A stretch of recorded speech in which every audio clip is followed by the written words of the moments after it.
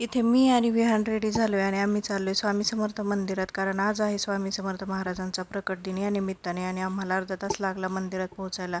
So आम्ही पोहोचलो आणि पार्किंगला जागा नव्हती, कसं बसं गाडी पार्क केली आणि निघालो मंदिरात दर्शनासाठी. तर मंदिरात प्रकट दिनानिमित्त कीर्तन चालू होते, तर आम्ही दर्शन घेतले आणि तिथे सत्यनारायणची पूजाही होती.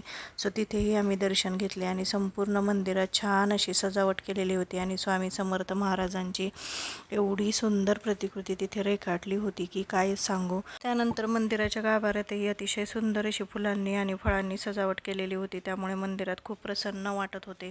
त्यानंतर थोड्या वेळात कीर्तन संपले आणि आरती झाली. मग आम्ही आरती वगैरे घेतली आणि त्यानंतर महाप्रसादही होता. सो आम्ही महाप्रसादही घेतला आणि 2-3 तास छान तिथे गेले. त्यानंतर निघालो घरी जायला आणि मग मैत्रिणीच्या घरी प्रकट दिनानिमित्त पूजाही होती. सो येताना तिच्या घरीही जाऊन दर्शन घेऊन आलो. सो आजचा होता आजचा दिवस. सो कमेंटमध्ये स्वामी समर्थ लिहायला विसरू नका. बाय.